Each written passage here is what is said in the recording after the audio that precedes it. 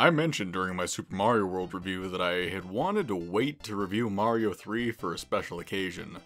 Well, with the rebirth of the ThatGameReviewShow channel into the new Internet Nobodies, today is that day. Now, as we have said, we are keeping TGRS as a weekly show, so no worries, you'll still get our shitty gaming opinions every week. But let's get into it. This week on That Game Review Show, I am your host, James, and we will be taking a look at one of my favorite games and my very first video game, Super Mario Bros. 3.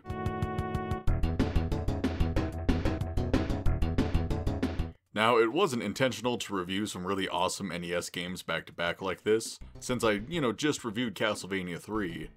But after looking at the calendar and realizing I had the first review for the rebrand, I knew I had to do something special just for me. And like I said, this is my first video game. I don't know exactly how old I was when I played it. My mother was very unhelpful when it came to specifics. I was likely as young as possible. Now, that's not to say I played it successfully. I imagine it was pretty abysmal. But I grew up with this game and I know it like the back of my hand.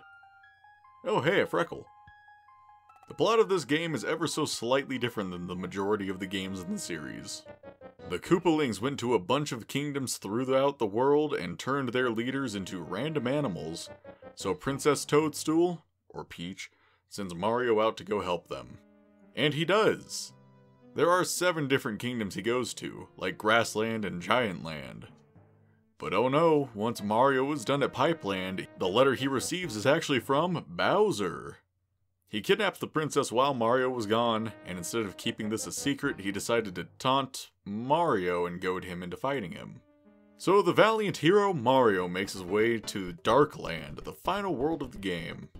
And once he gets to Bowser's palace, he fights against the Koopa King, and after a few butt stomps, Bowser sends himself into the abyss down below. And there she is, Princess Peach. It's such a touching moment. Actually, no, it's really not. Mario is essentially given the runaround because Peach thinks it would be funny to try and convince Mario that the princess was in another castle. Well, I'll tell you what, Peach, it isn't fucking funny. I do have to give Nintendo credit, though, that they knew that the whole princess in another castle thing would be a meme. Or was a meme, I guess. I don't really hear about that a whole lot anymore. You then see a short little slideshow for all the worlds that you went through, and then you see the end screen. So let's get into the gameplay. If you've played one Mario game, you have, for the most part, played them all. Mario's a short little plumber man who eats mushrooms and gets big, and then violently kills raccoons and wears their skin.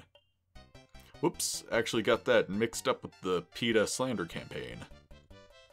In this game, the Fire Flower does return from the first and second game, assuming you count the Lost Levels as the second game and not that abomination we got here in the States.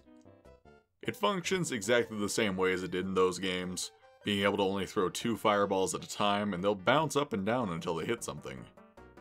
The first new power-up is the Tanuki Leaf, which gives Mario the raccoon ears and rat tail, giving him the ability to spin and hit enemies and blocks, fly when you have enough speed built up, and slowing down your fall when you press the jump button repeatedly. The frog suit is the literal worst, except when underwater, where you will be able to swim around much more easily than normal. And thinking about it, I didn't actually use this power-up, so I have 0 footage of it. I might as well talk about the other power-up I didn't use, that being the Hammer Brothers suit. Mario can throw hammers that will destroy almost every enemy if they can connect. And when you duck, you are given a hard shell that will protect you from some projectiles. I honestly really like this power-up, but I didn't want to waste it, so I didn't use it. It's like playing Dark Souls. Finally, there's the Tanuki suit, which acts the same way as the raccoon tail does, but when you press down and B, you turn into an invincible statue. In the overworlds, there are external power-ups that you can use as well, like the Cloud, which lets you skip levels. But since I didn't want to use it, I didn't. The only one I really used on my second playthrough were the warp whistles. One toot on this whistle, then Mario gets sent into the next group of worlds. There are 3 whistles in the game, and they're available in the first 2 worlds, so it doesn't take that long to grab them all and beat the game. There is another power-up I didn't add, and it's because there was something about this game I had no idea about until I just beat it. After beating the game, you can jump right back in and play through the whole game again. And when you do, you get a full inventory of P-Wings.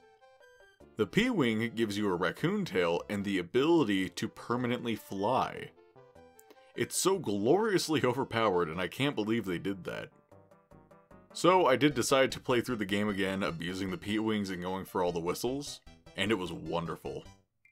Now I do want to say, maybe this is only a thing on the NES original, which is what I'm playing here obviously. I grew up with the Super Nintendo version available through the Super Mario All-Stars pack, but the game is by and large the same. Honestly, the main reason I played this one is because it was way easier to record my Switch than hooking up my Retron 5. Super Mario Bros. 3 is one of my absolute favorite video games of all time. It has great level design, good motifs, a good sense of progression through the 8 worlds. I know I didn't really bring up a lot of the things that people really think of when someone mentions this game, like Giant Land where all the enemies and everything are huge, but even without those, this is an incredible game. There are a few games I would love to lose all memory of. Dark Souls is one, even though I would probably hate my life again. Shovel Knight is another because I blasted through that game over the course of a 12-hour period.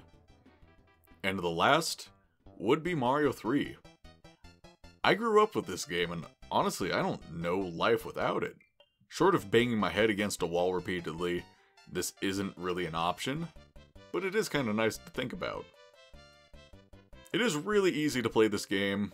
I know Matthew would tell you to just emulate it, and Terrell probably doesn't even know what a Mario is. I guess Matthew wins this debate because it's on the NES Online on the Switch, which is just official emulation. The original cart is relatively cheap, if I remember right, about $20-ish. And there's always Super Mario All-Stars, which was released on the Super Nintendo, and then again on the Wii.